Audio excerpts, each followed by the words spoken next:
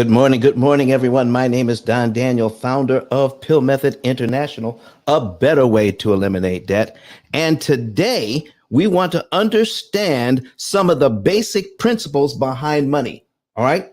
And P.I.L.L method stands for prepayment of principal, isolating the principal amount, leverage, and liquidity. Once we understand these basic principles about money, do you realize that more marriages can be saved because we understand how money actually works? Do you realize that there's a lot of anxiety that goes on with money because of things we don't know, because of things we fear?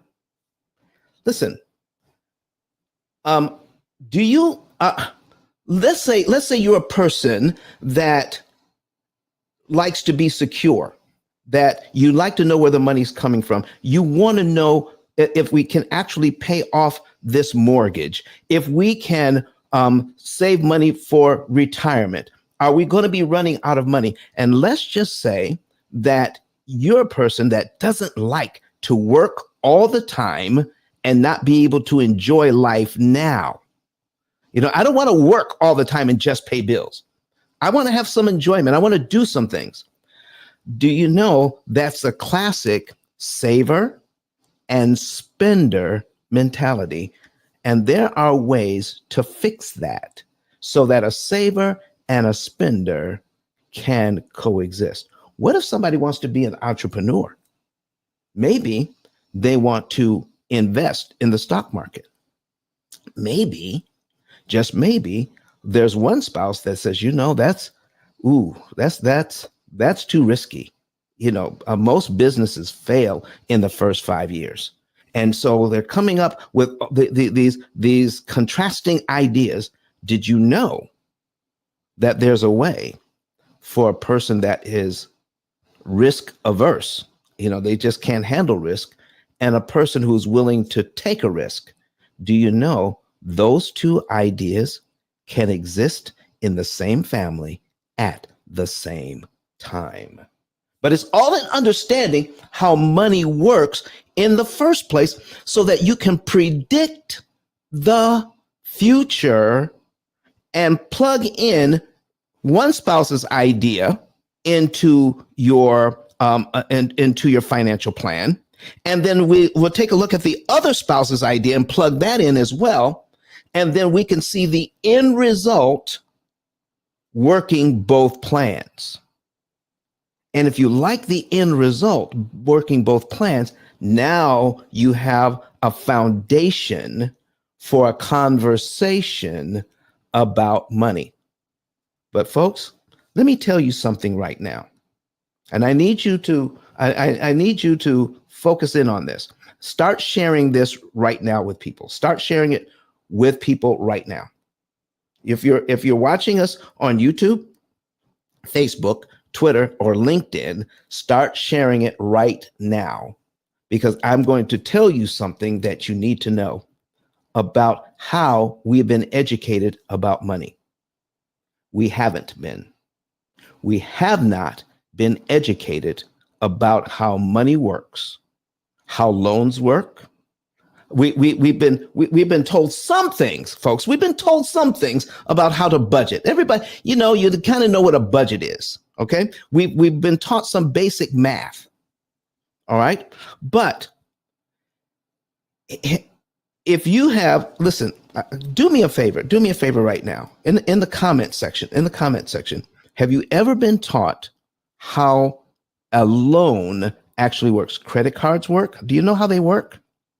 How a mortgage works, how a personal loan works, how your student loan. How does a student loan actually work? How does the bank make money through using these tools? And what can I do to make sure that I can cut whatever they're charging me? Did you know that you can cut whatever the bank is charging by 75%?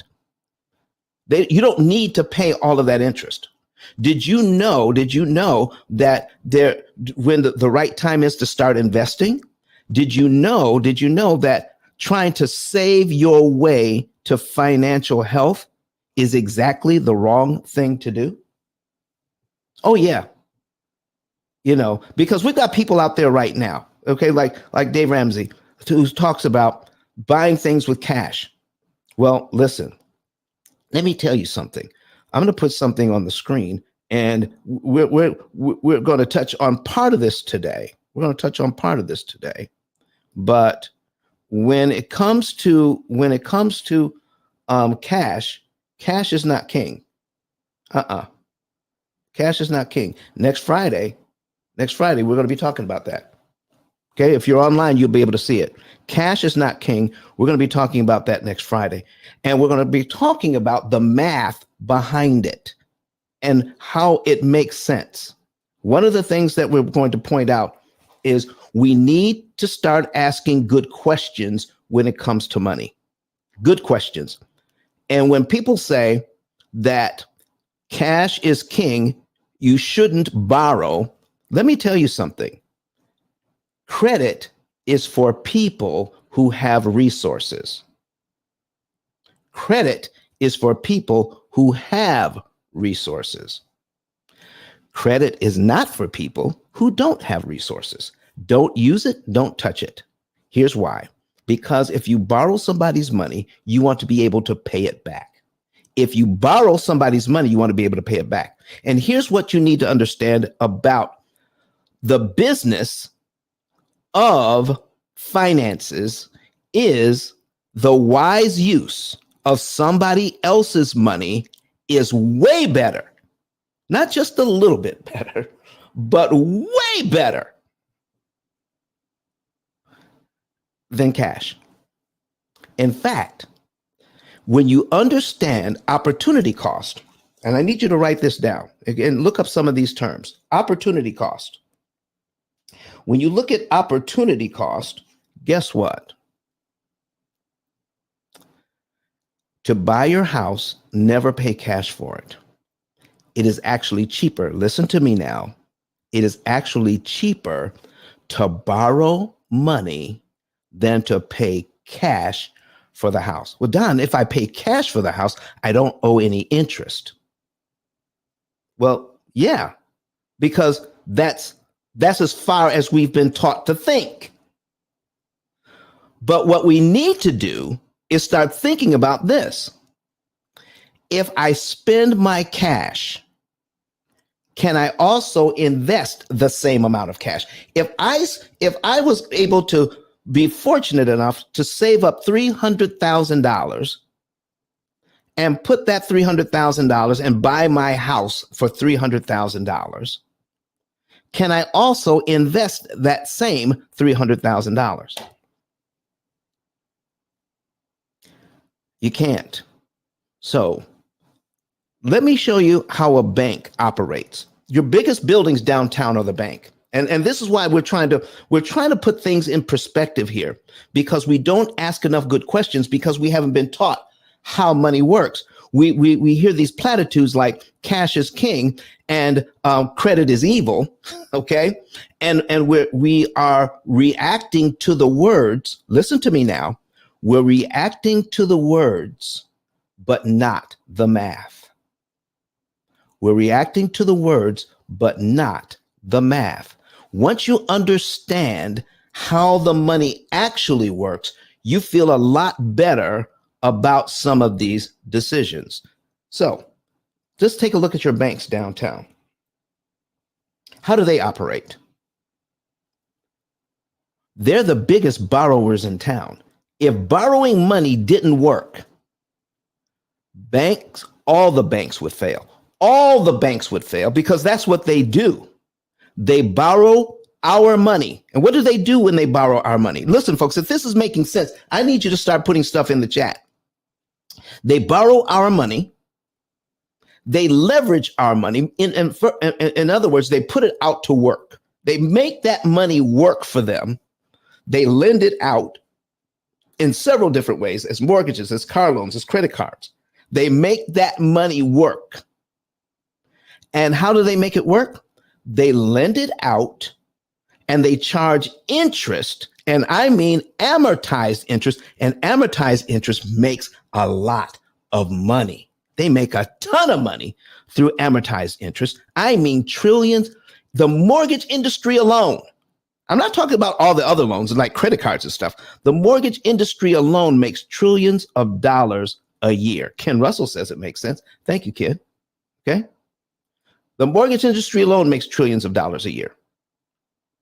And then when you borrow money this way, you have to go into an agreement with somebody and to pay them for the use of their money. The last time you looked at your statement on money you're keeping in the bank, how much did you make with the money you're keeping in the bank?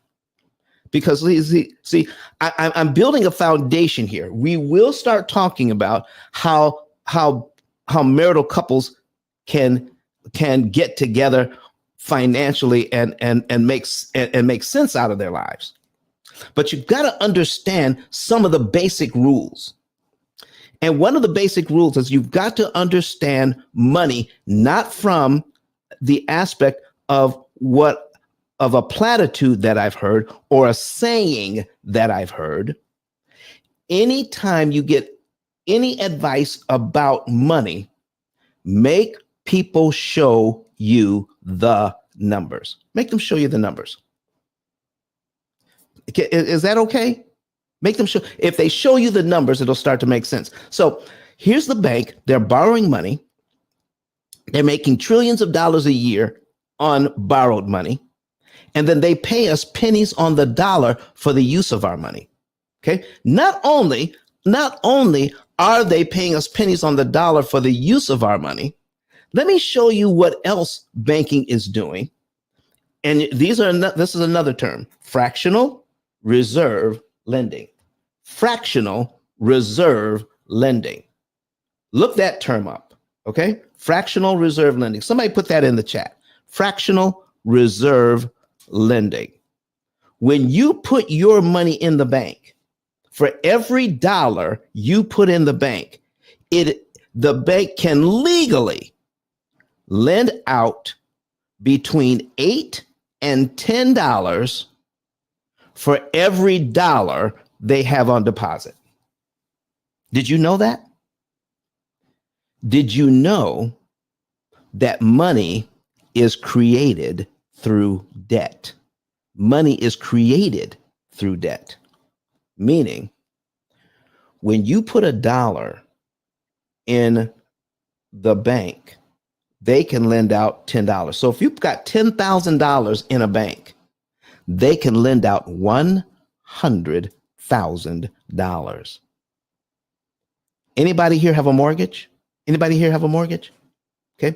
If you have a mortgage, and no matter what your mortgage is, 400,000, 500,000, 600,000, no matter what it is, no matter what your mortgage is, when you got the house, did you actually see the $500,000? Did they actually, physically put it in your hand, or did they write $400,000 or $500,000 into somebody's account? Hey, Daphne, how are you doing this morning? Good morning. I didn't realize I was going to come on stage with my open mic. I apologize. Listen, happy Easter. Happy Easter to you. All right. We're talking about marital money wars this morning. Well, and that's why I tapped in. I thought this topic was pretty interesting. So I'd love to hear what you have to say about the matter. Well, listen, what can I ask you why you think the topic is interesting? No. I make a rule not to talk about money publicly. Mm-hmm. And I think that it's a very personal thing, how people do within their marriage. And I think that, look at Audrey. Yeah, no, I do. In general. Yeah, generally speaking. Yeah. But I'm curious what you think the right thing is to do. Okay. Well, we're going to be talking about it, because here's where the problem really lies, Daphne. People have their own ideas about money, but it's based in what they've heard or what they believe and what they feel. It's not based in mathematical fact. That's number one. If people knew the math behind the idea, they would feel better about certain things. Okay? So we're going to get into some of that today. We're going to help people to understand how whatever your idea is about money, all right, whatever your argument is about money, did you realize that you're putting yourself in a position where you're trying to do either or? Whatever my idea is going to be the right idea because I have an intense feeling and anxiety about my idea about how money actually works. It's intense. Therefore, I feel that it's right. You know, do you know that I've met people who their parents believe that they should not borrow a dime. I mean, they actually believe that, and the kids come up with that. If you can't afford it, if you don't have the cash, don't buy it. Yeah, I think people have thought that for a long time, but we've always been told when we were younger that debt is bad, but debt's not always bad, right? Oh, listen. And I just pointed out before, if debt was bad, all the banks would be out of business because that's how they make their money. They make their money through borrowed money. They borrow our money. They make big money with that money, and then they pay us pennies on the dollar for the use of that money. Okay. Now, let me ask you, if one entity can do that, is it possible? I'm just saying, is it just possible, Daphne, that I can learn to do the same thing? Can I borrow the bank's money, leverage it, and get a great benefit out of that money, and then learn how to pay them pennies on the dollar for the use of their money? Is it possible that I can learn to do that? Both possible and genius. Come on, that's what we're talking about. So we're always looking at how we can take a page out of somebody else's book, how we can see that success leaves footprints. But the very ideas that we have about money are actually irrational when it comes down to how people with money actually make money, because they're doing exactly opposite of what we've been taught. So let me tell you something. So here's an example. Here's an example of, let me give you one example. Let's say we have a couple, they want to get a mortgage. All right. And it's tough for the one person to get a mortgage in the first place. Okay. They're trying to get this mortgage and borrowing money. They are so afraid of borrowing money. And I know that now they're going to sign something that says they owe $420,000. Okay. I got a hand up. All right. Listen, do me a favor, everybody. We're actually running everything. I as a courtesy, I'm keeping this on Clubhouse, but we're doing everything from YouTube. Please join us on YouTube, and you can actually come to the stage on YouTube, and we're going to put the link in you from we're going to put the link so that you can join us here in StreamYard, so that you can be on the stage. So I'm going to get that up and ready for you. All right. But in the meantime, somebody wants to come to the stage here in Clubhouse. So I'll invite you to speak. AGI. All right. So a person wants to borrow money, and then the other person doesn't have any problem signing their name to a mortgage of $420,000. Okay. So let me give you an idea, something. Okay. And I need you to go along with me on this. So I'm adding this to the stage here. All right. $420,000, 360 payments. Here's the payment, $27.94.27. All right.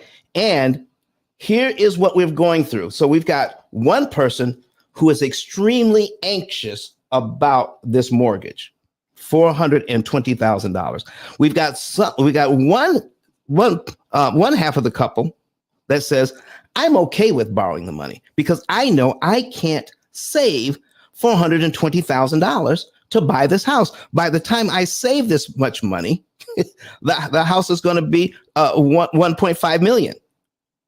Okay. So we'll never be able to save our way to financial success.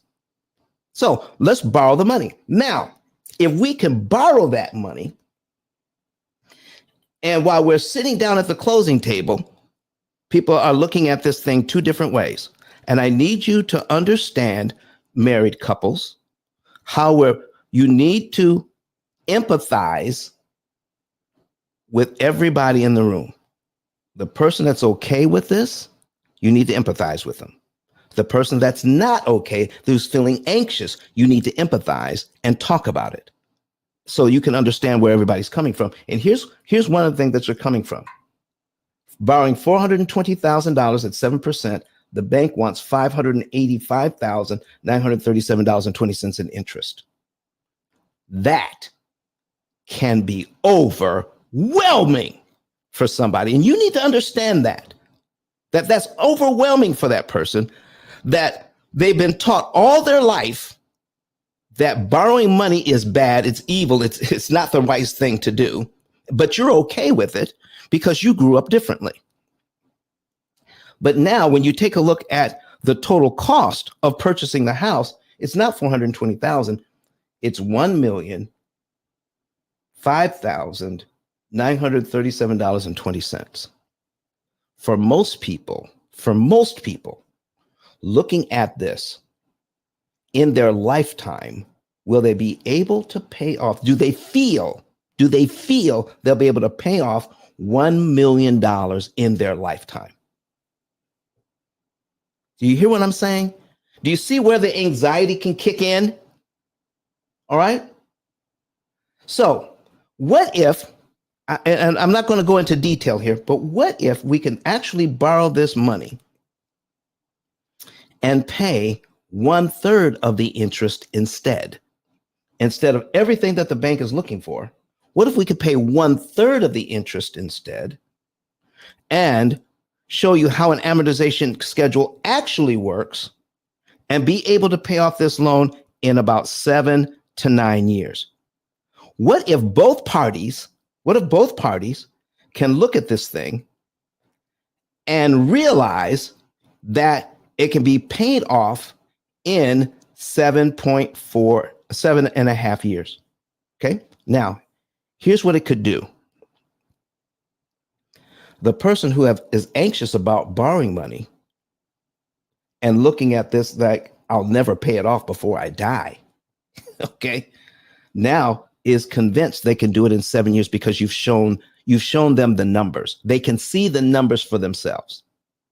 And anything you want to ask me a question about to prove it, go ahead and put your question on the comment section on YouTube or Facebook here, okay? So that I can see it, and we'll go over that. Oh, by the way, I'm working everything by myself today. I was supposed to put into your, so that you could actually see it here, the link to come on stage here on YouTube. So let me go ahead and do that so we can get you into the StreamYard studio here, okay? So let me pull this up and new window. We're going to get this for you here. All right. And then get you. So I'm going to get an invitation here. Invite guests. There we go. We're going to copy it and we're going to place that here. Boom. There it is. That's the StreamYard link I'm putting in there right now. So if you want to come into StreamYard and hang out with us so that you can ask your question directly, let's do that. So let's understand how this can be done. All right. I see Ellis in here. Thank you for being here, Ellis. I see some other folks in here. If you have a question, come on, ask your question. All right. But I need you to see this right now. And one of the things that we show people is you can be less anxious about money, a saver and a spender. You can be less anxious about money if you understand how this loan actually works and how your money can actually pay back this money faster. Okay, so watch this. When you make a mortgage payment, don't just look here. Don't just look at the $344.27 that's going to principal. If you want to see this, you can't see it here in Clubhouse. You got to come on over to YouTube. All right. I got the link at the top of the page. All right. And $2,450 going to interest. That's why it takes so long to pay this loan off. $2,450 going to interest.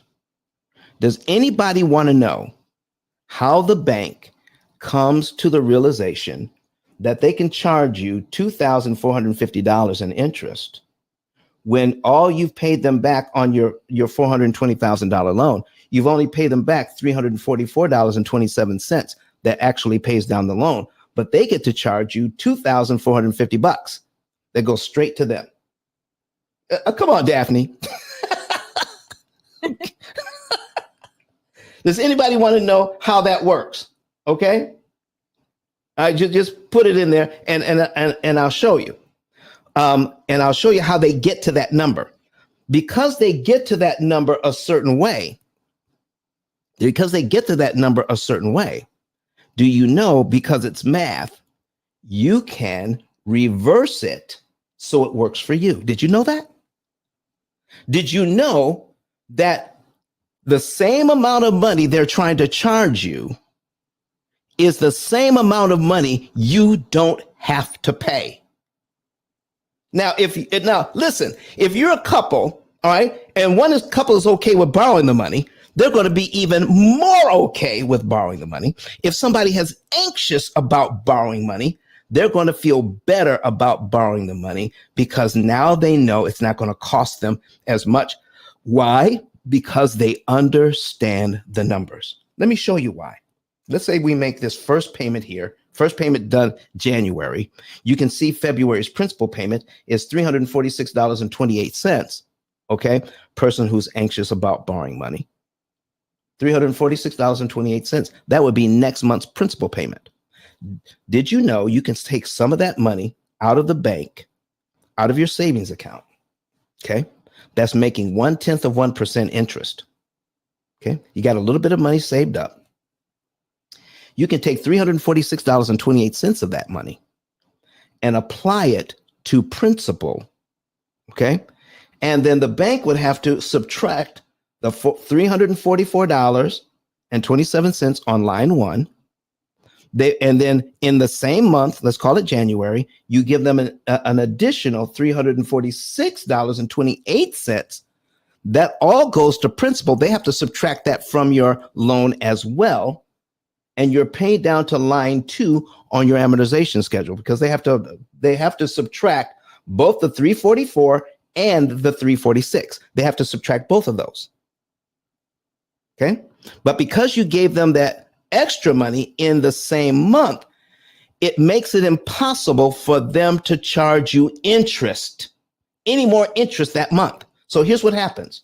You pay this amount, you give them this additional money, you just eliminated $2,447.99 in interest you never have to pay, and you're paid down to line two on your amortization schedule, and your next mortgage payment is on line three, right there. So I'm anxious about borrowing money. But I just found out, and it makes sense to me because I kept asking questions until it did make sense, that if I can give the bank back their money on a schedule that we create as a couple, we make it impossible for the bank to charge us interest, and that 30-year mortgage starts to shrink. So payment number one is now touching payment number three because we made it shrink. Payment number two is completely gone. We just turned 360 monthly payments into 359, just like that, with only $346.28. Folks, does that make sense to you? If you're watching this, does it make sense to you? And if you want, please come into StreamYard with us. I just put that in that link, and then you can ask questions directly about this live right now. today. So Daphne, so if can you see, because you're in real estate, and if you have two couples that can understand this part, do you think both of them can get closer to being on the same page if one has anxiety about borrowing and the other one doesn't? People have this affects people's lives in a dramatic way. It's not just the money. This changes relationships, and I think that if people could get on this same page like you're talking about, it would be a game changer, not just for the money, not just for the mortgage, but for relationships, really. Exactly. I get that all the time. So we're dealing with couples here at the P.I.L.L method. Do you know that our opportunity cost calculator, our technology that does all of the work and helps people to know they can actually see into the future with their money, they dubbed this the marriage counselor? That's the nickname, the marriage counselor. Marriages have been saved through this process of helping people to understand what's going on with their money. Okay. So if we understand some of the basics, then I can show you how some other stuff works. So if you can understand this part, then what would happen? I need you to take a look at cumulative principal and cumulative interest here, just so that you can understand that. If I can prepay $346.28 and save myself $2,447.99 in interest I never have to pay, now my wheels start to turn. Okay. What else is going on here that we have never been taught in life? I'm going through life feeling anxious about money when I could have understood it from 8th grade on. Well, even 7th grade. Okay? I could have understood how this works. So let me show you this. After 1 year on this loan, I need you to start thinking about, what does it cost to manage the loan? I start out at $420,000, and in 1 year, using the bank system, I have it paid down to $415,733.59. I have it paid down to here in 1 year. What does it cost to manage this loan for 1 year? All of these interest payments added up here in column 2. If you add it all up, it costs $29,264.83 in interest to manage this loan for 1 year. To get it from $420,000 to where I owe $415,733.59, the bank wants to charge me $29,264.83 in interest to pay it down to that point. Now, that's how we've been taught, but we've never been shown the other side so that we can feel less anxious. All right? Are you guys getting me here? All right? So, anybody got any questions about that? I wish I could get more people to come over here so they can actually see the numbers, okay? So, here's what you need to understand. If you ask the question, how much does it cost to pay the loan down to right here, then we can come up with some different ideas. All right. So what about this? Daphne? What about this? Let me put a calculator on the screen so that we can understand what's really going on. All right. So to pay this loan down from $420,000 to $415,733.59, doing it the bank's way, then I'm giving them $344, $340, up to $367. I'm paying down my loan with $300 payments. No, Don. No, you're not. No, you're giving the bank $27.94.27. Yeah, that's what I'm paying out, but that's not what's going to my loan. What's going to my loan is only $300 payments. That's what's going to my loan. Yeah, that part. Okay. So if I add all of this up, it comes to $4,266.41. It cost me $29,000 to pay my loan down by $4,266.41 to get it where I owe $415,733.59. If you don't believe me, we're going to do the math. So I start out at 420,000. Okay, people who are anxious about money, 420,000. So now we're going to subtract 4,266.41 because we paid that towards the loan, but we did it over 12 months. Okay, so let's subtract 4,266.41. There we go. It comes to 415,733.59. That's exactly what I have here on line 12. Ladies and gentlemen who are watching us online, I mean, we got people all over the country and possibly in other countries watching this right now. Even if you're watching the replay right now, here's my question to you. Do I have to give them the $4,266.41 in 12 monthly installments? If I had it, I'm not saying that you should have it. I'm just saying if you had it, if you had the money, could you give this $4,266.41 in the first month, pay it all at one time instead of over 12 months? Could you do that if you had it?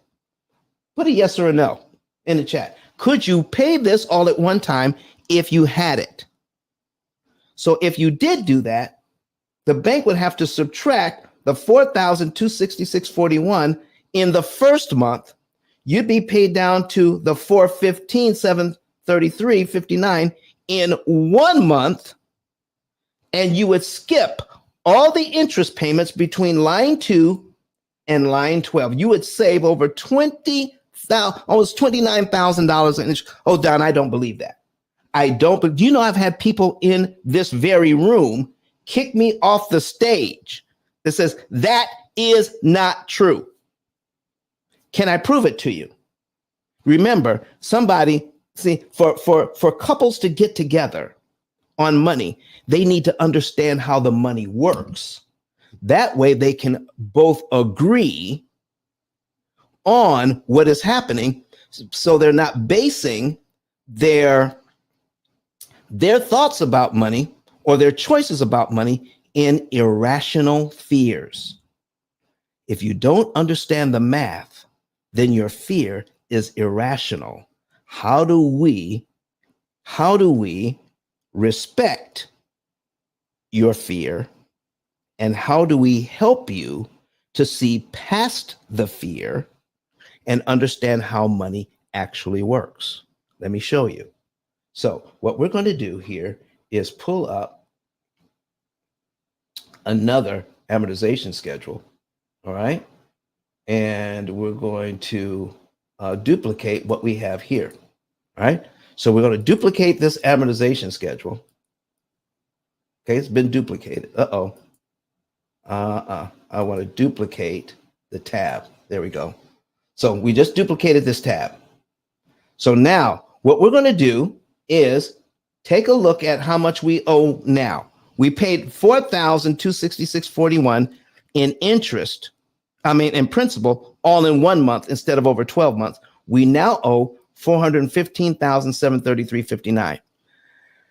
Did you realize that once you get an amortization schedule and if you pay it in your own timing, you break the bank schedule, you just destroyed this amortization schedule and you need a new one. Did you know that? Anytime you pay even $1 or a dime more than you have been scheduled to pay, you destroy the whole amortization schedule. All the numbers are now off and you need a new one. So let's do that. Let's create a new one. So we now owe $415,733.59.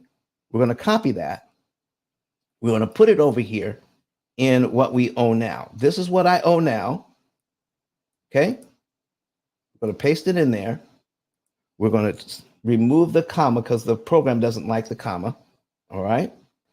Our payment is still the same. The interest rate is still the same, but we're going to take out the number of payments because we paid off a bunch right now. We've just paid off 12 months worth right now.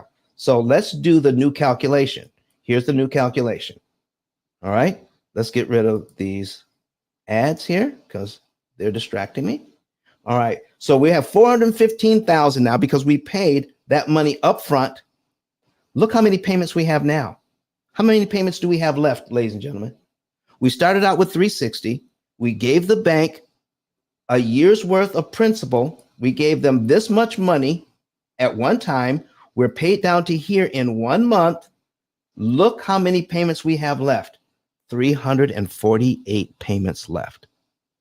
In 1 month, you just took away 12 payments. Boom. In 1 month.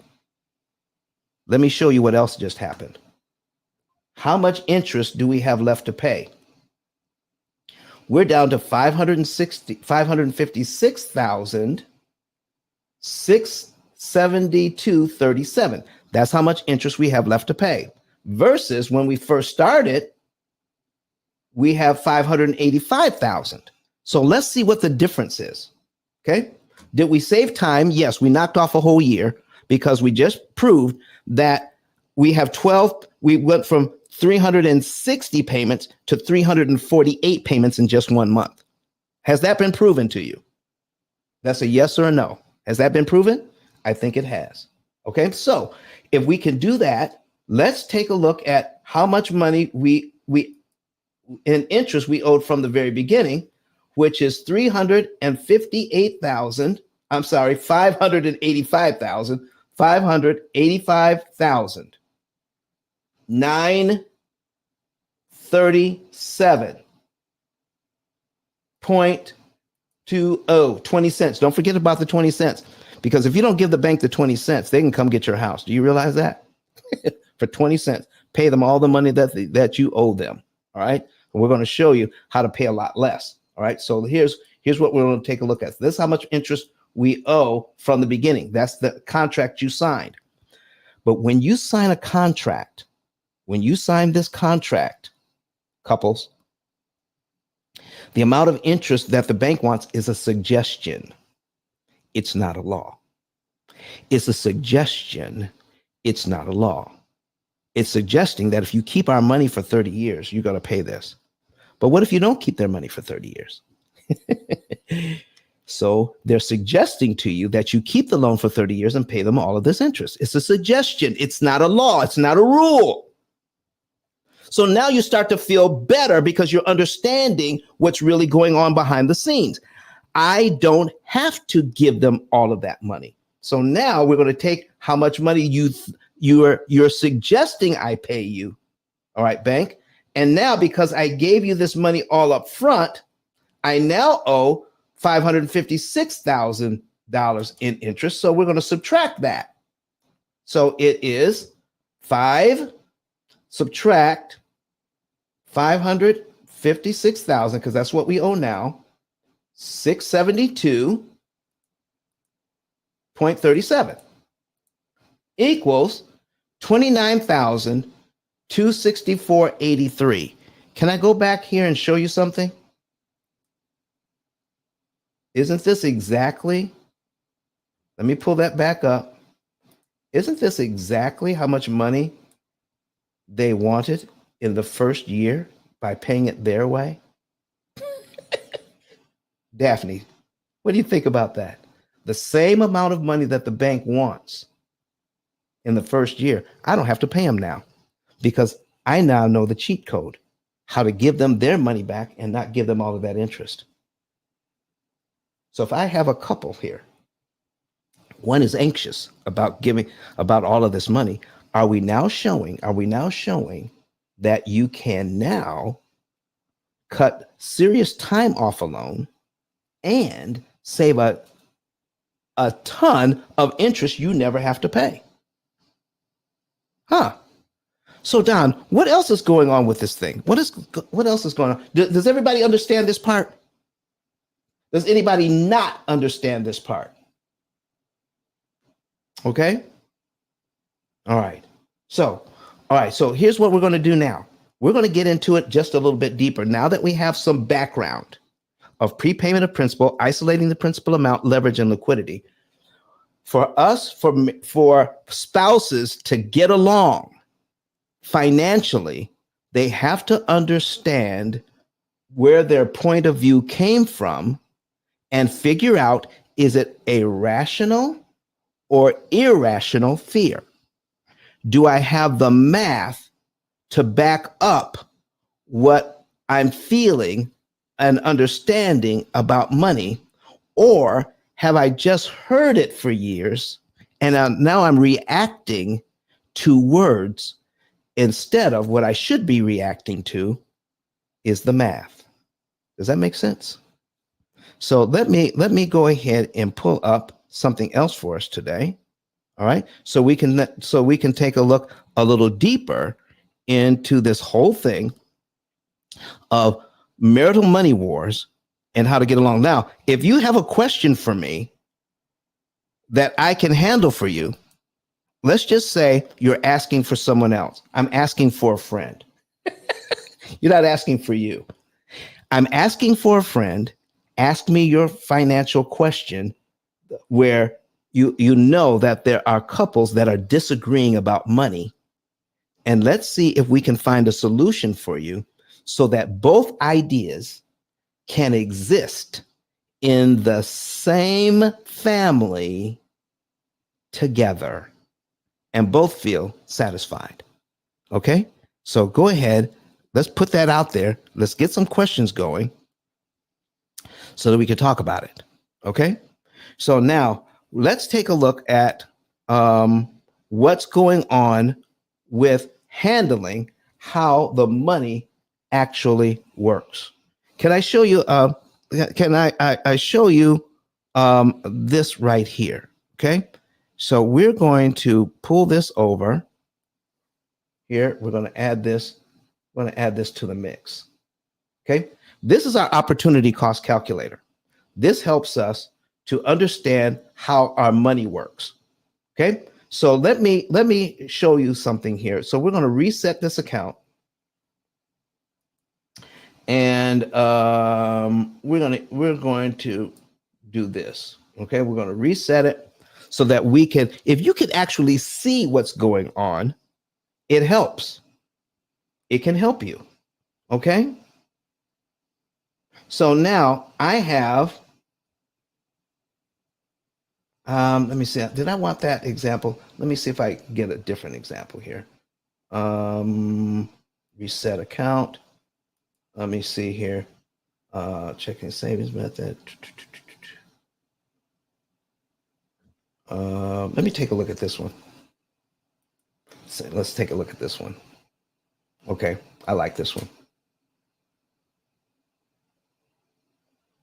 Okay. Now, let's take a look at this.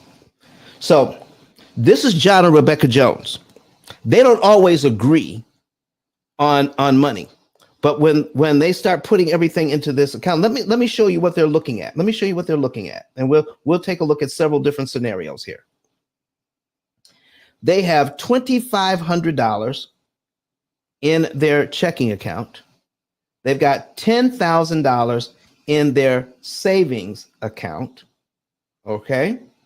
They owe $8,000 on their Discover card, and it's an 18% card. Already somebody's feeling anxious. We owe $8,000 on an 18% credit card. They have a student loan of $30,000 at 6.7%. Okay. They've got a truck loan of $15,000 at 3.75% and a motorcycle. Yeah, they didn't agree on getting the motorcycle either, but somebody got a motorcycle. Okay. Against, and then borrowed the money for the motorcycle at 10%. Okay, so there we are.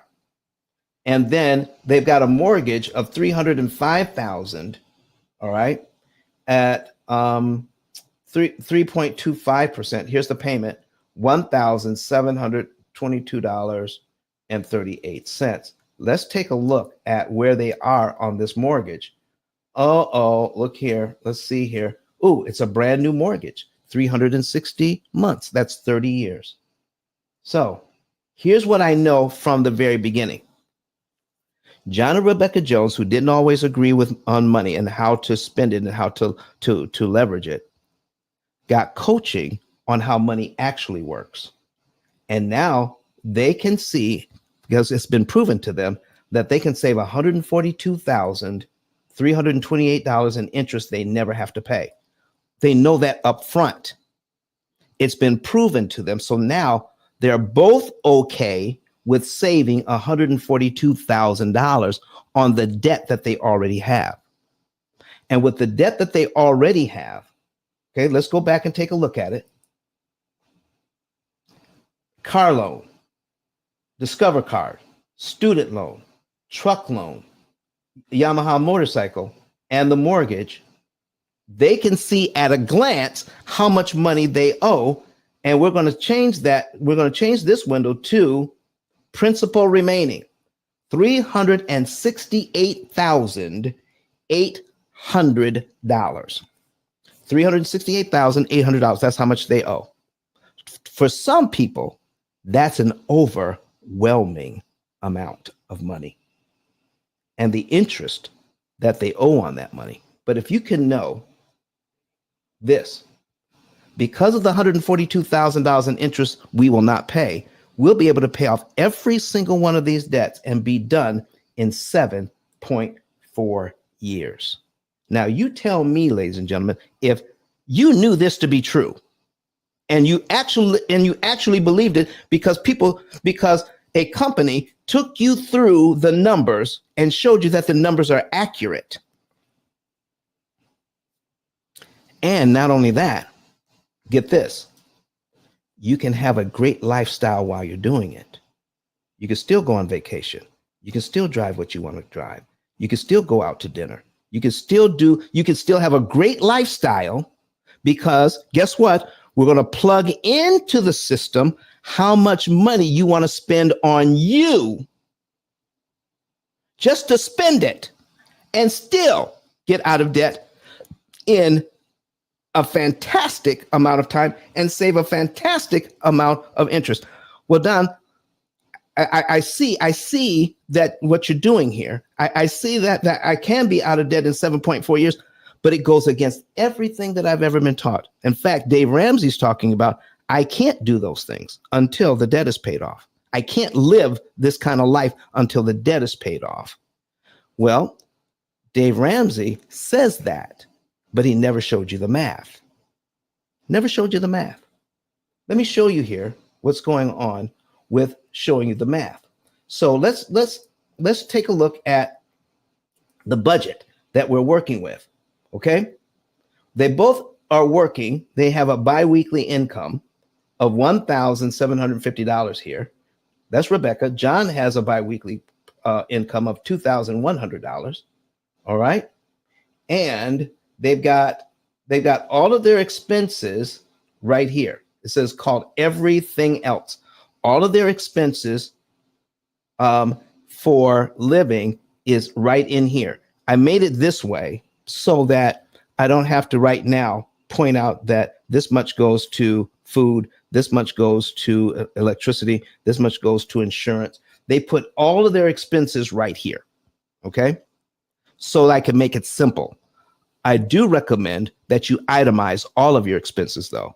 Know how much exactly you're paying for gasoline, know exactly how much you're doing. You're paying for each thing because it matters. But for simplicity's sake, they're paying all of this. Now, let's just say that they in this money, they've said, we want to spend $400 a month on ourselves. $400 a month on ourselves. Okay. So now we're going to take a look and say, and once we do that, here's their income, here are their monthly expenses, and here's how much money is left over after all the bills are paid. And they've decided they want to also spend $400 a month on themselves and not have to account for it. They just want to spend it. Okay. Doesn't matter on what they want to spend it on. They're free to spend it. Okay. So now that's where we are.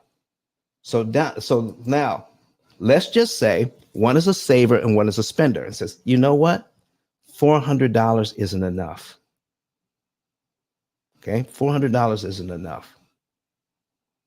I I want $400 a piece. I want you to have $400 and I want me to have $400. So that's going to cause anxiety for someone because they don't know what that means long term. If we take another $400 out of our budget, what does that mean? But what if they could come to an agreement? Let's see what that, if we absolutely knew what an extra $400 out of our budget would do, and we're both okay with what it does, then can we do it? But if we don't like what it does, can we agree to modify and pick a new number other than a new $400? You see, now you're negotiating, but you're negotiating because you have a program that shows you the math. Good morning, Michelle. I see you there. Okay. I see you, Miss Nettles. Good morning to you. She's saying good morning, Don. Okay. She's watching us on YouTube. All right. So let's take a look here. Okay. I'll put that on the screen. There we go. Good morning. Good morning to you. So now let's go into the budget. Let's go into the budget and see if we can make a change here. All right. So if we decided that we would edit this and tell the program, I want to spend, this is all the money we want to spend in a month. I want to increase this by another $400 and see what it does. So that would be $37.82.27. Do we have an agreement on that? So I can say, okay, let's change this to 37. That's an additional $400. Okay. And when we tell the program this is what we want to do, here's what we come up with. I can be out of debt in 8.2 years. And the interest savings is $136,000. And now they can come together and say, you know what? We were going to be out of debt in 7.5 years. All right. But can we live life to the full right now and start living a little better and get out of debt in 8.2 years instead of 7.5? Now you have something to negotiate with. All right. Does this make sense, everybody? If you know what's happening, you can do that. Well, let's say here, you know what? I kind of like that. And then the person who has said, you know, I want to go into retirement. I think I want to retire a little bit earlier. So the $400 extra to spend each month is okay. But you know what? I think now that I'm looking at it, I think I want to go back to where we were. I want to go back to spending $3,300 a month. And we'll both get $200 a month to spend because I kind of like the old numbers. Okay. So they can change it back and go back to 7.4, just like that. Let's just say one of the things that we want to do, and now I don't always agree with this, but let's just say with our program here, we're going to go into preferences. How much money are we keeping on the sideline? How much money are we keeping on the sideline just not to spend? So we're keeping in the bank $7,500. That's $7,500. I see a hand up. Okay. I usually don't stay in Clubhouse this long, but I see a hand up. Okay. Okay. I guess they didn't want to come up. All right. So I would prefer that if you wanted to talk, come and talk to us on YouTube. But anyway, Grand Rising. I see you, King Thoy. I see you. All right. All right. Grand Rising to you guys. I see you. All right. Happy Easter to everybody. All right. Earl Bender Jr. Okay. All right. I see you. So this couple to say, not only can they spend money as they choose to and know what's going to happen, they've told the program, I want to keep $7,500 back just for emergencies. Do you know you can play around with this number too? Yeah. So let's take a look at where we were. Okay. Let's take a look at where we were. We're at 7.4 years to pay off. $142,000 in interest savings that we don't have to pay the bank, because this is what makes everything work. So we've got one person that's been told we should have more money in savings. We should have more money in savings than just $7,500. Do you know you can play around with this and instantly know what's going on just by playing around with it? Let's just take a look here. I'm just going to add it to, I'm just going to make it $27,000. We went from 7,500 to 27,500. I want you to see what happens to us long term if we decided we want to keep $27,000 in savings instead of $7,500 in savings. And we're going to save it to the program. The program recalculates instantly, and you don't have to argue for a long time. Now you know, instead of 7.4 years, you can be out of debt in 7.9 years. Lord, have mercy. Because there's no arguing. We're plugging in the numbers and we're seeing what happens, and then you can agree on the results. If you don't like the results, then you can modify what you want to do and come up with a result here that you both can agree on between savers and spenders. And things start to work out better in the marriage. We stop warring with one another and start agreeing with one another on what we want out of the financial relationship, because we can see the end from the beginning. Does this make sense, everybody? Okay. I want you to understand that, because once you understand how amortization schedules actually work, you could actually save that kind of money, and it doesn't hurt your long-term plans that much. Okay. From 7.4 to 7.9. Can I show you something crazy? Let me show you something crazy. Okay. What if it was 57,000? Instead of 57,500 now, we're going to save that. 57,500, it's still 8.6. Just a little more than a year more. Do you see what's happening here? By plugging in the numbers, there's no need to argue. Let's plug in the numbers. Let's find out what works for us. All right, let's go back to, we can take that out. Let's take that out, $7,500. Okay, let's go back to that. $7,500. Let me show you how this thing works. All right, so that we can get along. What we have here, ladies and gentlemen, is we've got money coming in. John gets paid $2,100. And when we do that, Daphne, we're clicking on execute. If y'all want to see this, y'all better come on over to YouTube, Facebook, Twitter, and LinkedIn. Start sharing this with your friends, okay? Because we've got marriages that are breaking up over what they think is going to happen with their money when they can know what is happening with their money, okay? So now we can tell the program that we made our $2,100 that month by just clicking on execute. That's it. And the program knows, okay? The program knows that we added $2,700 to the checking account, because the checking account in the program, let me click here. The checking account in the program has $4,600 and a penny, because you told it.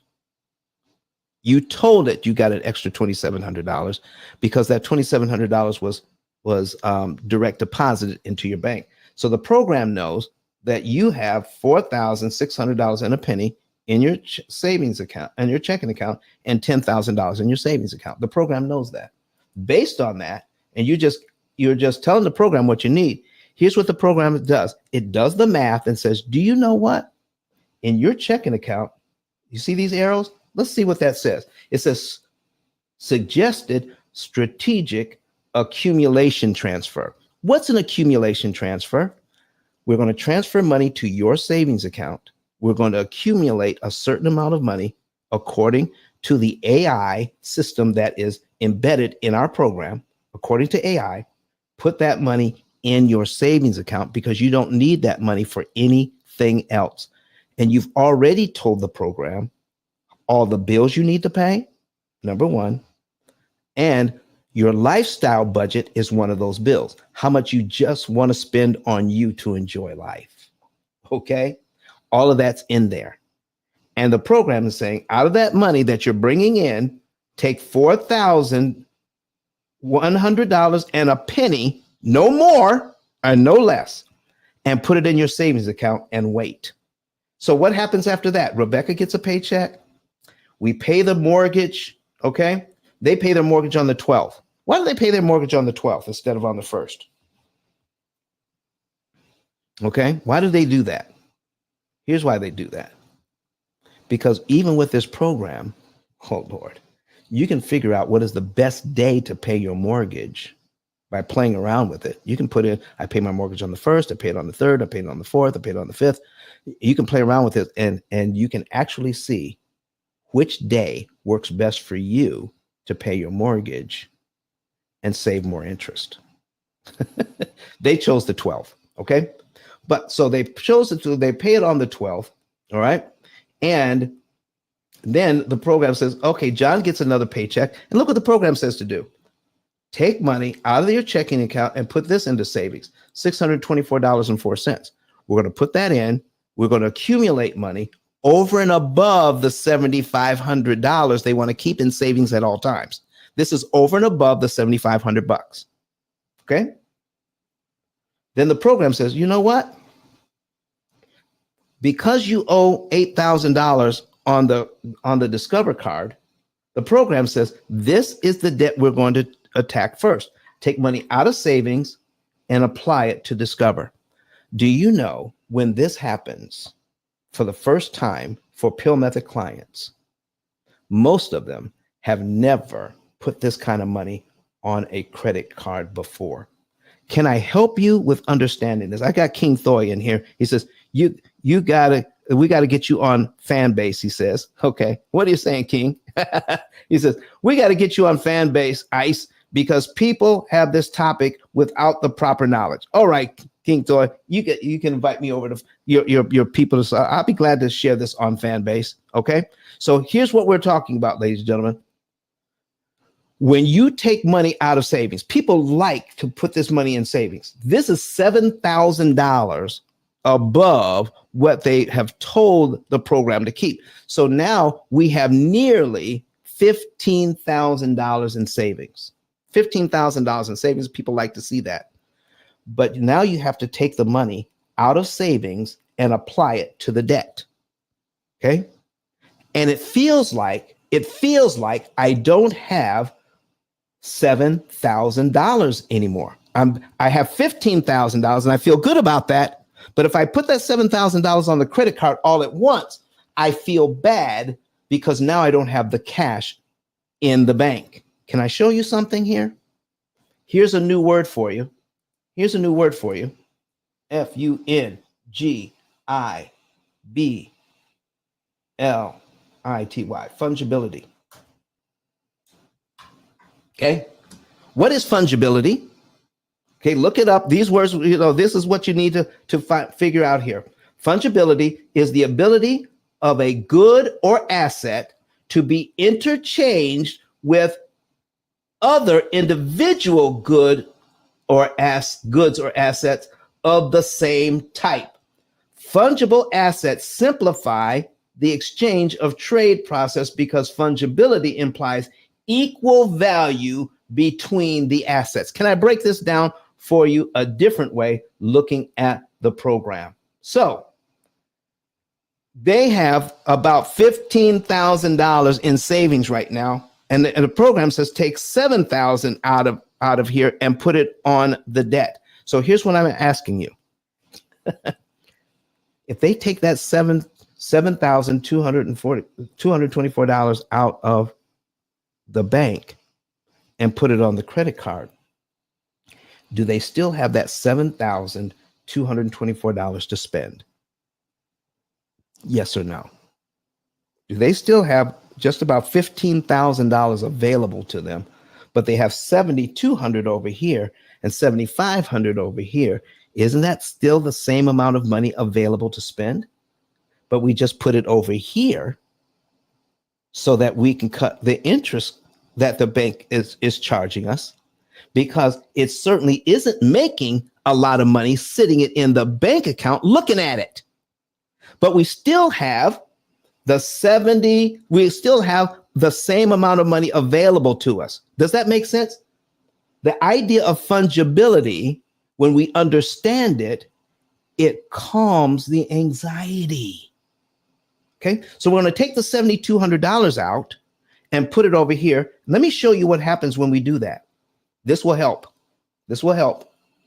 The program will tell you, because people don't want to take money out of the savings account because they like looking at it.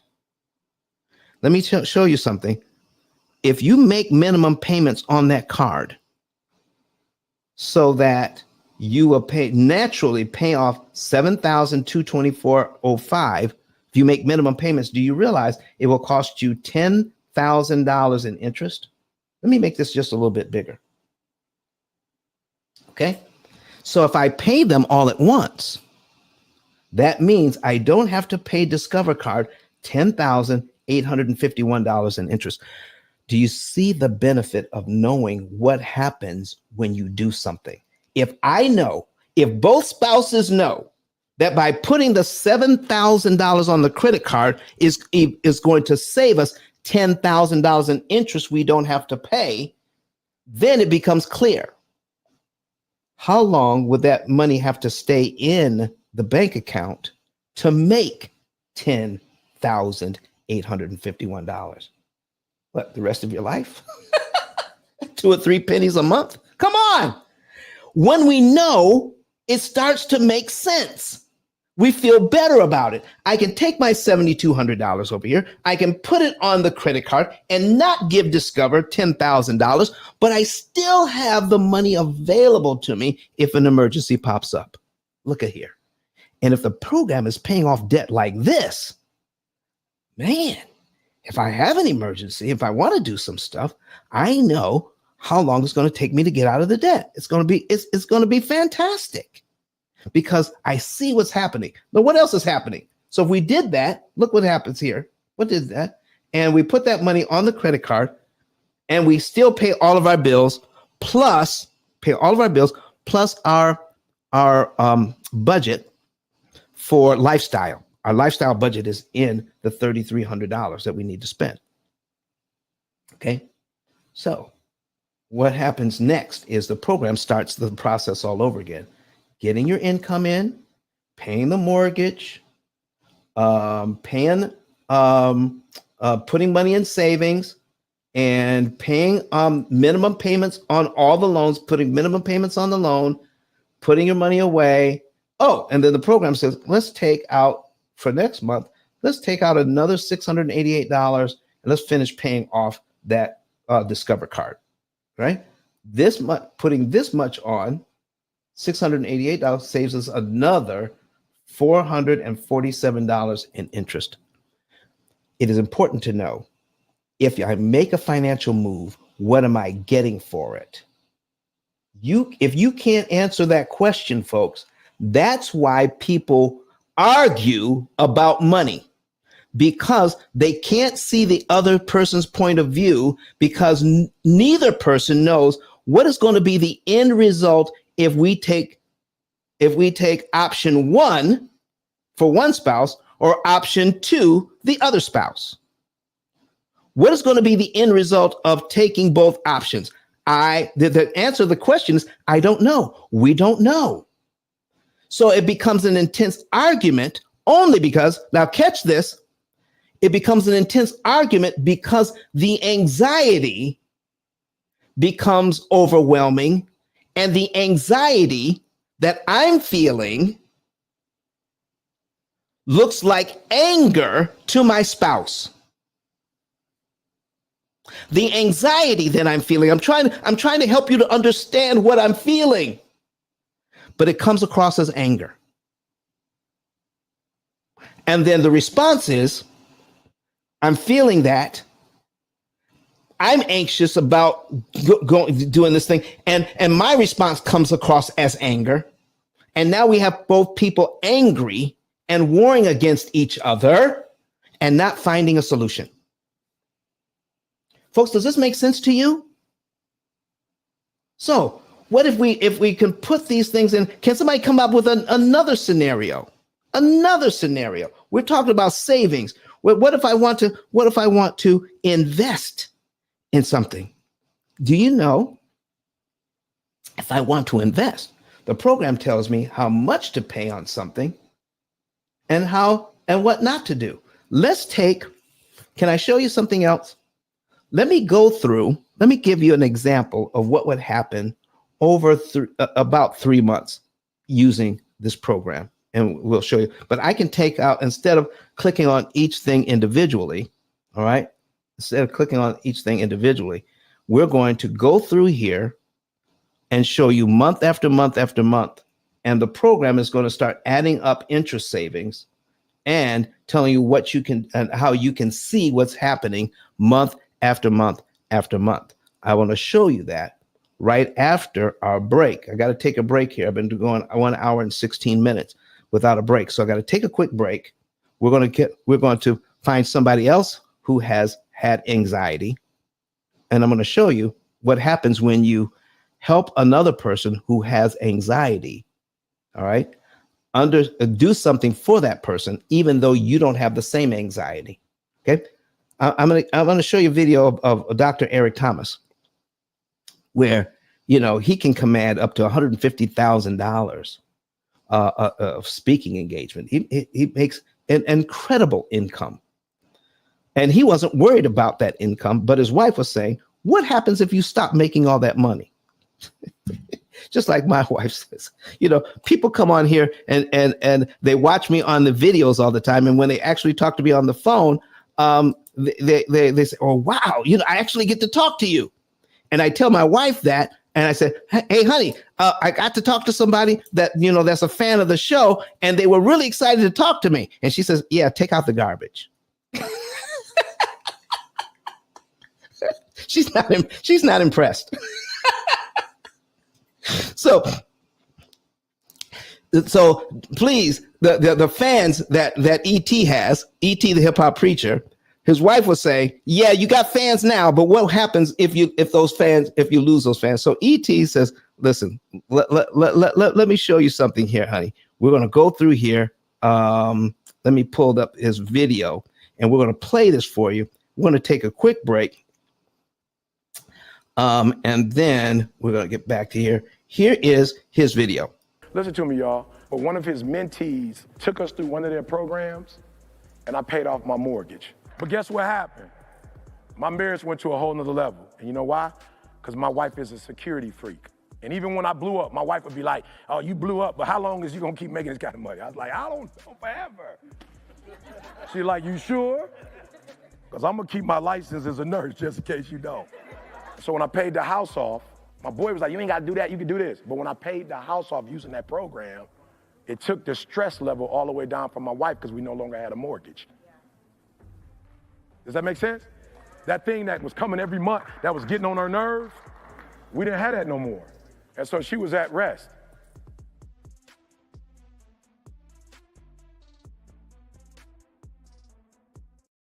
You see, folks, it was getting on her nerves, not his. She says, how long are you going to keep making that money? He says, forever. She said, yeah, well, just in case you don't, I'm going to keep my license up. Do you see the two ideas about money? Okay. Now, he's okay with the mortgage as it is. He's okay with his ability to keep making money for a long time. She is worried about paying the mortgage off, even though he makes this kind of money. She sees how much the money is stacking up. She wants to know, when can we pay this? When can we pay this mortgage off? Okay, Jonna, don't be laughing at me. Don't be laughing at a brother. Okay, so here's the dynamic, ladies and gentlemen. Here's the dynamic. you got E.T., the hip hop preacher, the number one motivational speaker in the world. And his wife, she loves the fact that he's the number one motivational speaker in the world, but she's asking questions that matter to her. Asking questions that matter to her. When are we going to get this mortgage done? E.T., the hip hop preacher. Okay. Are you sure you're going to keep making this kind of money? Yeah, I'm not letting go of my nursing license because anything could happen. Do you see what's happening? But so what did he do? Did he argue with her? He says, listen, we could pay that mortgage off at any time. Did he argue with her? He says, no, let's find a way to get this done. Gets introduced to the P.I.L.L method and understands there's something that he wanted to do. You see, he knew that his money was better spent with investing. What he didn't know is what his benefit would be for prepaying the principal on the mortgage. When he saw the benefit of prepaying all the money that he's going to save, do you know how we teach that? On the screen here, $142,000 in interest saved can be invested to do other things. So we got two people on seemingly having different ideas about money coming together in the same program, but they have two different agendas. But they're working together now with two different agendas. And what are those? She's getting the feeling of security because the mortgage is paid off. What is E.T. getting out of it? He gets out of the fact that number one, that he's pleasing his wife. Happy wife, happy life. Okay. Number one, he's getting the idea that he's pleasing his wife. And number two, he's getting this. So let me show you this. He knows that if I spend this money over here on interest, I can't also invest it. So when we could show him going into net worth, okay, going into net worth here. And if you want to see this, you want to come into YouTube so you can see these numbers. In our program, we're going to go over to and click on wealth accumulation. Okay, wealth accumulation. So now that he's got that mortgage paid off, he can take that same amount of money that he didn't pay on interest and invest it somewhere else. And he starts to invest it. And in the first year, he could be out of debt. Let's say this is him. He's out of debt in 2031. Okay, 7.5 years from now. Start investing that money. And in the first year out of debt, look at this. It's $42,000. Second year, $98,000. Third year, $100,000. Taking that money and investing it, all right? Investing it in compound interest. So what was 2024? And the bank wanted him to be, wanted these folks to be out of debt, not in 2031, but wanted them to be out of debt in 30 years from now, 2054. So now, instead of being out of debt in 2054, let's see where they would be by investing that money that was going to the bank in interest instead of giving it to them. You can't also, this is an opportunity cost question, and I need you to write that down. Opportunity cost. We're going to go over what that means. Opportunity cost. If I spend the money on interest, I can't also invest the money. But what if I could get the house, say, and not give the bank all of that interest and then invest that interest? So by 2054, let's see where we would be. 2040, 2043, 2050, 2054. Taking the money, look here, Lord have mercy. Taking the money that he didn't give the bank. Sometimes I get a little emotional about this because most people don't understand what we're doing here, what they're missing out on. Instead of arguing, they both found something they can both agree on in the same program and still get what they want out of it. He's saying she gets security. He's saying I can take the interest that I'm not paying to the bank and invest it. And by the time I was supposed to be out of debt, we can turn that money into $1,335,000 additional dollars. And ladies and gentlemen, watch this part. That's only at 1% return on the money. The average person is averaging right now a return on their money 6 to 7%. This is 1% return on the money, $1,335,787.32. By the time he was going to pay off he was going to pay the loan off whenever, just by paying the minimum payments. He was taking his extra money and investing it. He didn't know the benefit of paying the mortgage off. Strategically, letting the program do that. Does that make sense to you? So if you want to do what many others on this program are watching right now, we've got clients that are watching this right now. Okay. And if you want to know what ET did, let's do this. Let me show you this. ET, we got fungibility. All right. We looked that up, and then we're going to duplicate this tab. And now we're going to look up opportunity cost. Okay, this is what he did. Okay, opportunity cost. What does it mean? Opportunity cost. Okay, the loss of potential gain from other alternatives when one alternative is chosen. He was giving up an extra like $1.5 million by not paying off the mortgage. That's the opportunity cost. He was taught to see that. And so he's saying, I can help her and get what I wanted in the first place because now I understand the numbers better. Listen, folks, just because you're expert in one area doesn't mean that you're expert in all other areas.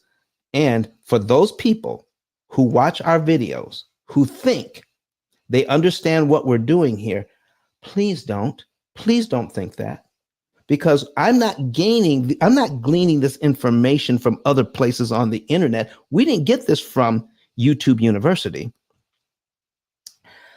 The P.I.L.L method was invented here.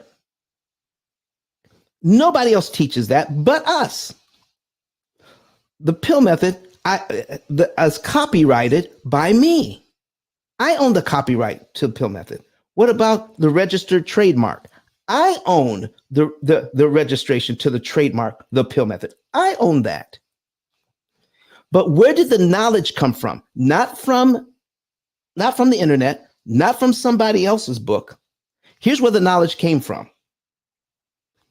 I have Asperger's or autism spectrum disorder. There's absolutely no reason for me to know what I know about finances. My brain is wired this way. So when I look at an amortization schedule, I see things in pictures and patterns. I'm here to tell you that is a gift from God that you're getting today. He gave it to me. I'm giving it to you. Listen, I didn't go to school for this.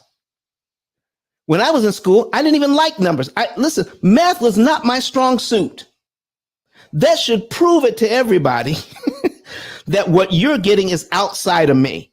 It doesn't come from me. This information is not coming from me. It's coming through me. Using somebody who doesn't know math very well to teach these concepts should be proof enough that there is a God. I'm just telling you. Because no, I'm not the math guy. Never have been. But I get this. This is my thing. Helping people to understand how loans actually work, how they can get together financially, how to show people how they can get along. All right. And understanding these terms, opportunity costs, understanding fungibility, understanding these things, because I did read some books on economics. Okay, I did read that. So, but the idea of the P.I.L.L method and teaching people how amortization works, none of this is taught at any level of financial education. So where did I get it? I got it from the person who knows everything. He's teaching me, so I'm teaching you. Bottom line. So when people get on our program, they don't just get the technology. They don't just get the AI. They get coaching that goes along with it so you can understand it better, so we can optimize your individual situation. How do we do that? You go to ice10k.com, ice10k.com, right here, right underneath E.T. the hip hop preacher, Dr. Eric Thomas. Scroll down underneath his picture and click on Get a Savings and Earnings Report. If you are battling it out today, if you're battling, if you're not getting along financially, even if you're suffering in silence, you can get along a lot better financially if you had some guidance and a tool so that you can know the result from the beginning. You can know the end at the beginning. You can know if we choose this way or that way, how can we both get what we want out of this situation and still come out in a superior financial position? Get a savings and earnings report. Click on that and get a free savings and earnings report. Listen, is there any reason why, if you have a mortgage, if you have student loans, if you have credit cards, John and Rebecca Jones here. Okay, let's go back. I need you to understand where they are in this thing. John and Rebecca Jones have a car loan, a Discover card, a student loan, a truck loan, a motorcycle, and a mortgage, all going to be paid off in 7.4 years. And if they want to know what is the exact date they could be out of debt, payoff date, right there, May 26, 2031. There you go. There you are. They can know the exact date. If you want to know your exact payoff date, how much interest you could save, and how that interest can be turned into generational wealth for your family, get a savings and earnings report. They come in the same report. Fill this out today. Comes in 2 phases. This is the form. All right, it's in 2 steps. Fill out this first part. Get your email verified. Once it's verified, you click on that thing to verify the email. You'll get a link to the second part. Put the financial information that we're looking for so that we can put together for you a 2-page report that's free. And you can know the month, day, and year you're debt free, and how much interest you can save, and how much potential money you can make with the money that you're no longer giving the bank. And folks, financially, your marriage will be better. Financially, I don't know about everything else, but financially, you can listen. We have helped thousands of couples see their money differently and feel better about it just because of this program. Because people can see what's happening. Get that. Not only that, folks, but you can also, let's go back to here. You want to start teaching your children this so they don't have to go through the pain and anxiety of learning finances the wrong way. You can start teaching them now, and you can use this as a as a teaching tool. It's my book right here. And the same ice10k.com. Go down and click on buy my book. It takes you straight to Amazon. Okay. And then you can buy the book. All right. You could do that. So Get the book, read the book, start teaching your children, start teaching your grandchildren, start teaching your nieces and nephews, start teaching the younger generations how money actually works. Since 1936, we have been lending this way. Since 1936, we have not had financial education the way it should have been done in our school systems at any level of education, even to the graduate level in business school. They don't know what I've taught you today. So don't even bother going to your accountant, to your financial planner, to your bank, and ask them about these questions today. Do them a favor and give and share the link to this with them so that they can learn it the right way. Because I guarantee you they don't know. Why? Because they didn't get the information from the P.I.L.L method. This information isn't widely known. If they didn't get it from my book, if they didn't get it from these broadcasts, they didn't get it because this is not taught in school. You know, I'm not bragging here. I'm just telling the truth. I teach this to every financial person you can think of, every type of financial person you can think of. We teach the P.I.L.L method to, if they're open to learn, because they didn't get it anywhere else. And if you're in real estate, you know that I'm telling the truth. If you're in mortgages, you know I'm telling the truth. If you are a CPA, an accountant, a bookkeeper, if you have a terminal degree, if you have a doctorate in business from the best business school in America, you didn't get this.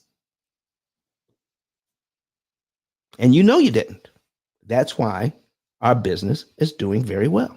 So go ahead and get that for free today. Let's get yourself started. Okay. So now get the book. And not only that, I need your help.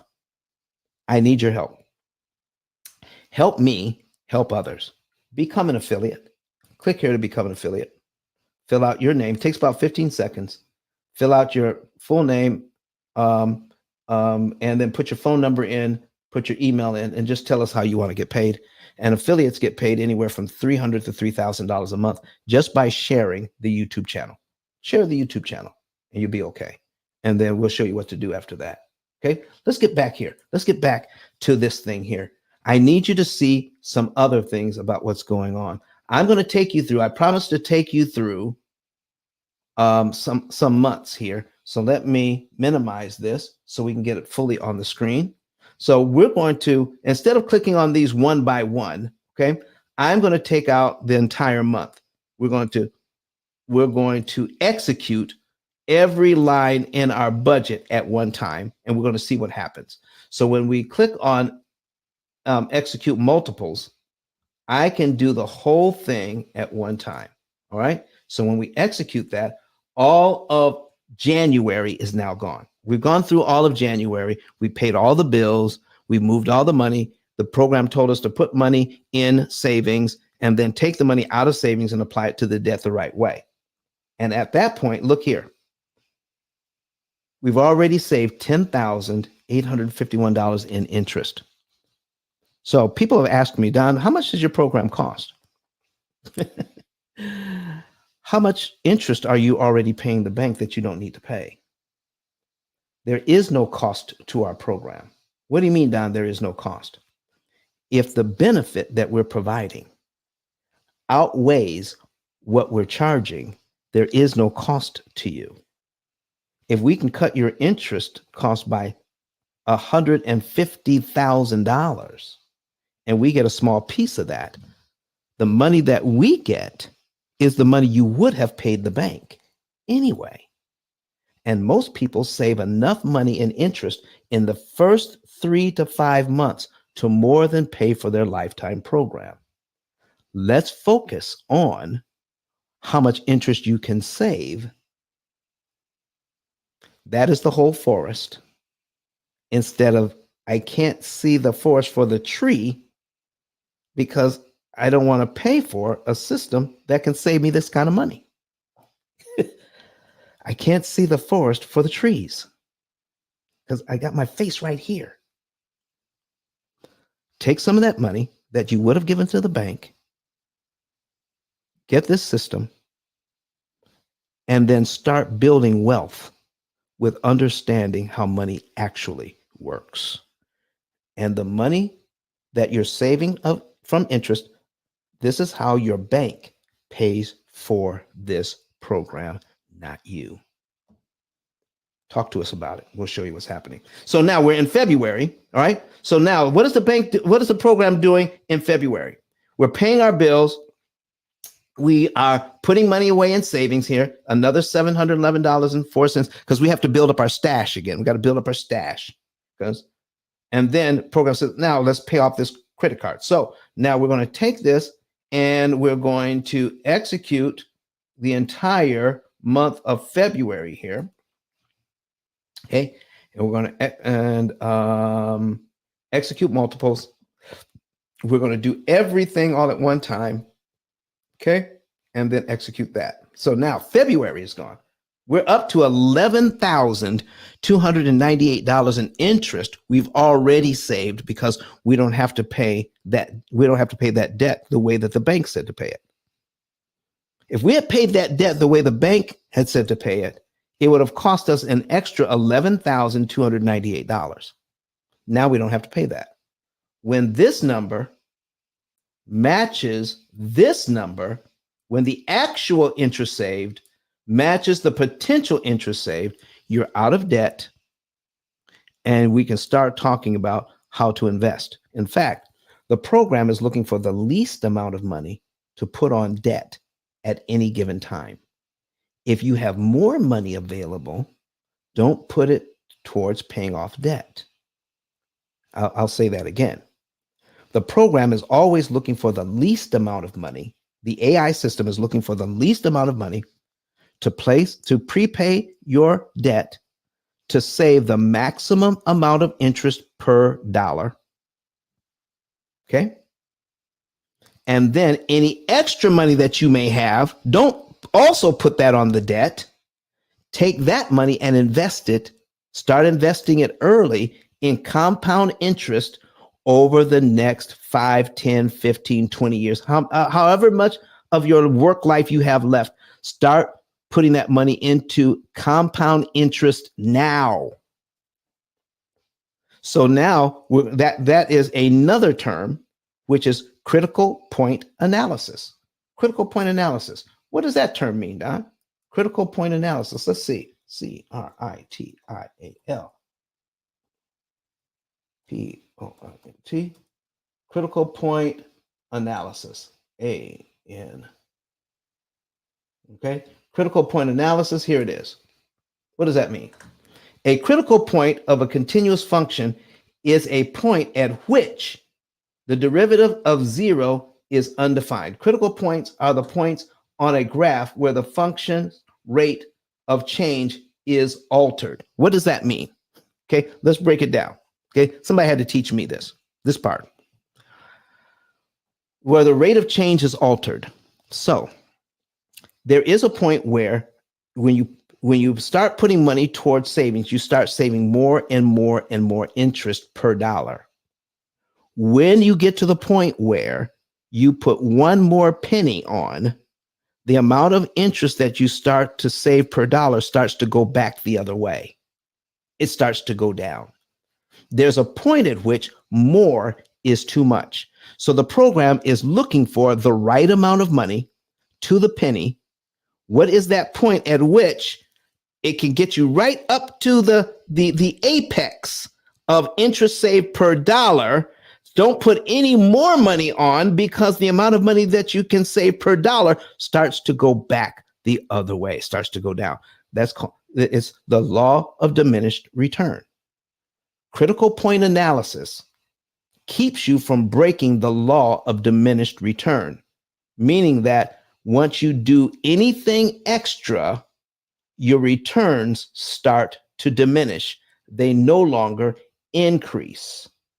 Our AI system does all of that for you and more. If you think you can do critical point analysis in your head, oh no, it is millions of calculations that get you there. Now, what do you mean, Don? Well, this is what I mean. You have a certain amount of money to spend. You have a certain amount of debt. Here's what computers do. Here's what AI does. AI and it built into our computers says, okay, we got so much money to work with. How much interest can we save with a penny on every day? So it takes this one penny and moves it on every day. Then takes 2 pennies, then 3 pennies, then 4 pennies. Computers aren't smart. They're just fast. They're not smart. They're just fast. So when you give them that problem, they take a look at what you have to work with, and they look at all of the different variables, all of the money, on all of the debt, on all of the days. And we're looking for the right amount of money in the right month, on the right day of the month, and the right loan to maximize interest savings. And they do one problem at a time, millions of problems in just a few seconds.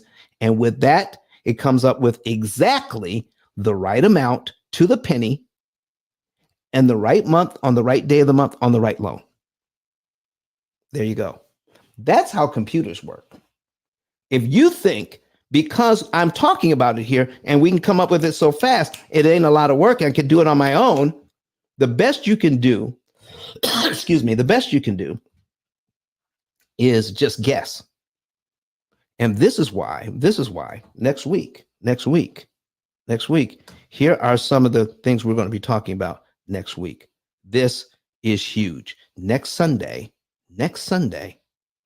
you want to be here because there are a lot of people that call me and says, is this like velocity banking?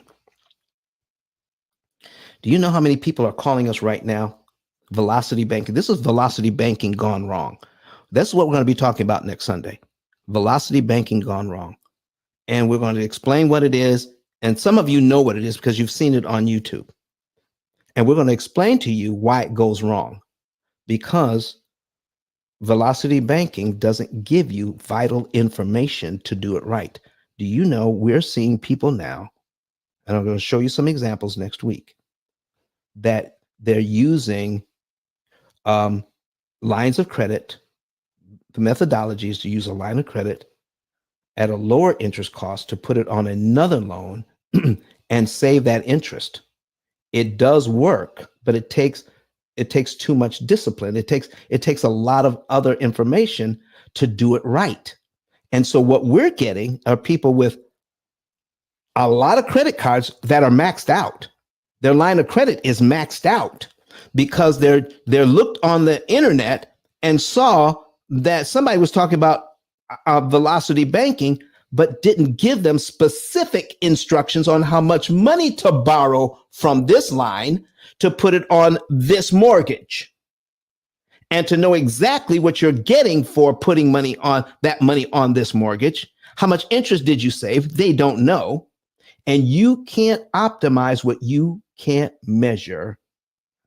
We're going to have that up probably today, so that you can pre-register for that for next week. Velocity banking gone wrong.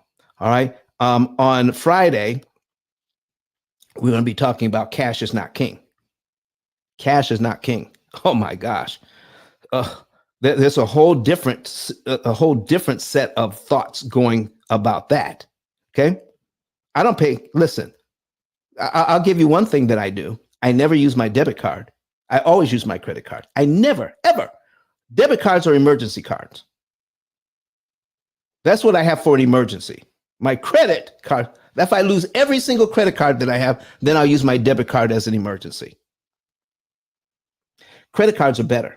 They'll actually save you more money. I'll show you how a credit card can save you more money than a debit card. Okay. And then on Wednesday, we have a great replay.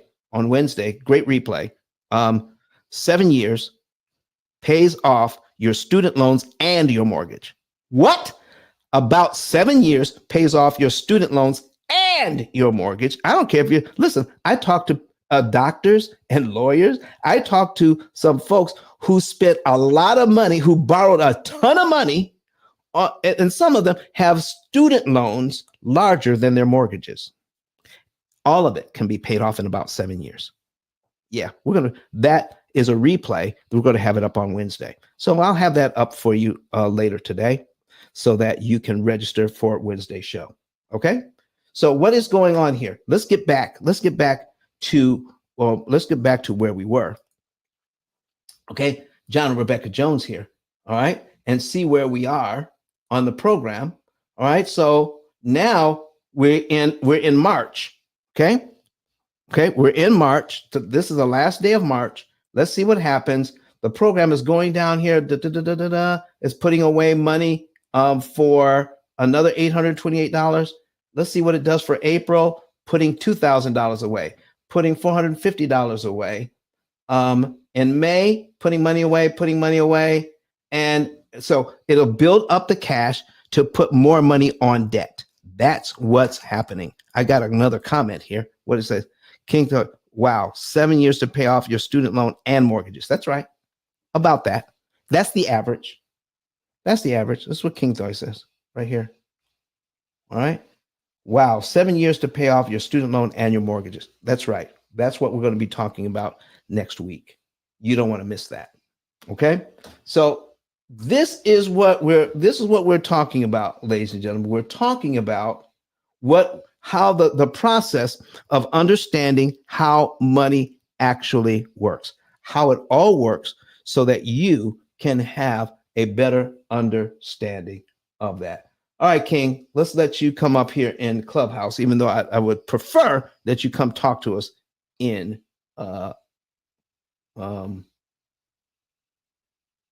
he says, well, let me see if I can come on. Let me put that let me get that link for you again. All right, because we had the link for coming in to talk to us here in YouTube. And where did it go? Do I have to get it again? Let me see here. Let me copy it again and let's paste it. Come in, talk to us. We got a few minutes left. Use this link to come into StreamYard so that we can have a conversation. All right, he wants to come up in Clubhouse anyway. Grand Rising. I was just over. I tried to join on YouTube. Yeah, but I didn't see the StreamYard link no more. Okay, what's there now? Let me see. It's in the It's in the comment section. Yeah, that's what I thought. Yeah. So that will take you into StreamYard. Just follow them. It says, do you want to go back to YouTube or do you want to come into the StreamYard? Take that and come into StreamYard. Hold on, let me go over there. Okay, great. All right. So that's kind of what we're doing, folks. Here's what we want to make sure people know. I didn't get any questions. I love getting questions. All right. But I just wanted to give you some idea that people who have different ideas about money generally get that way and they argue because of the anxiety that they feel, because they don't know what's going to happen in the future if they take somebody else's advice, going against the advice that they've always been told, but they have no proof that what they've been told is actually correct. They don't have any data to back up what they believe. We're going to give you the data so that we can come up with an idea, a track to run on that is going to be best for both people in the relationship to get what they want financially out of the relationship, because we can run the numbers. Does that make sense to everybody? If you've enjoyed today's show, if you got anything out of today's show, give me a thumbs up or a fire emoji or whatever you want to do, just to let me know that you appreciate this information, that you got something out of it. But don't forget to share this information with others. Join us here on the P.I.L.L Method channel. Subscribe to the channel. Tell others about it. Okay, people need to know this information so that marriages no longer have to break up over finances. Okay? You don't have to do that anymore. All right. Well, there's King. What's up, man? What you got for me? Hello, hello. How's everyone doing there? It's a man's world. But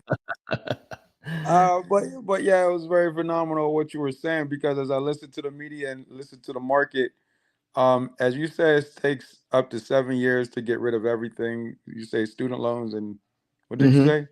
Yeah, student loans, credit cards. It's all about knowing how. And that's the average. That's the average time. What point did you want to make about it? I just wanted to say it's absolutely phenomenal how it takes that amount of time, and being a direct salesman, you just hear people taking their whole lives to do this, or people sharing this information, but they're sharing it the wrong way completely. Yes, because they don't know it. They're doing what they know to do, King. Because everybody's teaching it the same way. Nobody teaches it this way but us. And people who get it this way benefit. Not only that, ladies and gentlemen, we're the only company out there in the world that will guarantee your results in writing. We guarantee your results in writing. If you follow the program, you will get the results we're talking about in writing, or you don't pay. We do what we say, or you don't pay. We take all the risk out of it for you. So listen, get the savings and earnings report. Okay. All right, listen, folks, we're going to get out of here. We've been here for almost 2 hours now. We're going to get out of here and say, King Thoy, thank you for coming in. I wish other people would come in to ask questions or make comments. But listen, we're going to thank you for being here. I did mute your mic so we wouldn't have any background noise. But listen, folks, if you enjoyed this information, let us know. Put something in the comments to let us know. All right, Jana, I appreciate you. All right, I appreciate you. I hope this is good stuff for you. All right, and everybody else, we appreciate the thumbs up. So remember, let me go over quickly next week's lineup. Let's go over it. Okay, on next Sunday is Velocity Banking gone wrong. Velocity Banking gone. Oh, let me get this off the screen here so we can see what's going on. Got to go to comments. Got to get that off the screen so we can see the whole thing. Okay, so let me remove this. There we go. All right, so we're going to go ahead and put next week's shows on right here. I usually have somebody else doing this for me. There we go. Next week's shows, Velocity Banking gone wrong. There it is. People are using Velocity Banking right now, but we're getting many people with maxed out credit cards and maxed out lines of credit. Now they're in a worse position than they were before, trying to do something that they've learned on YouTube. We're going to put all of that into our system and get them out of debt in about 7 years using a precise way of doing things instead of just guessing. On next Friday, cash is not king. Cash is not king. Stop thinking that you got to pay for everything cash. Start thinking like a bank. We're going to go over that and show you the right way to think about this. And we're going to show you the math behind it and why it is impractical. Because if it were practical, banks would not be in business. Banks are the biggest borrowers in town. So if cash were king, they would be investing their own cash and be done with it. There wouldn't be no need for banks. Banks are in business for one reason. They're not in the business of storing your money for you. Okay? It's not storing your money. You are lending them your money so that they can invest it, and then they pay you pennies on the dollar for the use of it. That's what's going on there. We're going to talk about that next week. Okay? You're only going to get that here. You're only going to get that here at the P.I.L.L Method. And then on Wednesday, here's a great replay for you. We're going to play this again. All right. This one was very popular. In 7 years, how to pay off student loans and your mortgage. Lord have mercy. Even if your student loan is as big as a mortgage, pay them both off in about 7 years.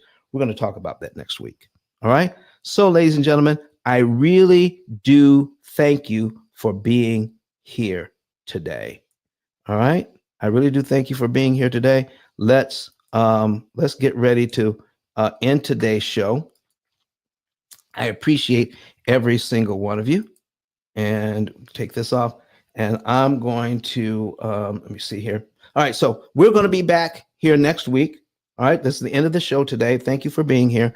Share this with everybody if you thought it was if it was good stuff. Buy the book, become an affiliate, and get a savings and earnings report. Remember, go to ice10k.com. Oh, you know what? For the whole show, I didn't put this across the screen.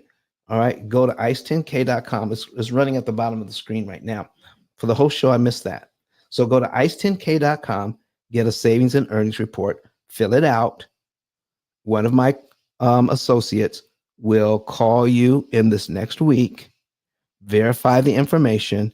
Once it's verified, you can get a savings and earnings report for free. If you like the results, they will set you up with a consultation, and you can choose, or you can choose to become a client or not. But if you want those results, we will show you how to get your bank to pay for the lifetime program, and we'll guarantee your results. Thank you, everybody. All right, we got one more video to share with you on our way out.